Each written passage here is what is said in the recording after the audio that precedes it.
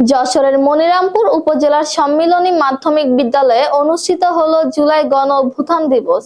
5ই August মঙ্গলবার সকাল 10টায় প্রধান শিক্ষক কুমার বিশ্বজিৎ সরকারের সভাপতিত্বে ও সহকারী প্রধান শিক্ষক জনাব আসাদুজ্জামানের সার্বিক তত্ত্বাবধানে এ অনুষ্ঠান অনুষ্ঠিত হয়।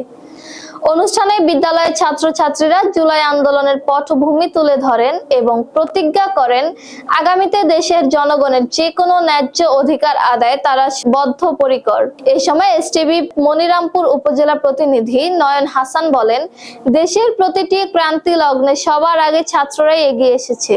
সভাপতির বক্তব্যে কুমার বিশ্বজিৎ বলেন, জুলাই আন্দোলনে নতুন বাংলাদেশ গড়ার কারিগর আজকের এই ছাত্রছাত্রীরা।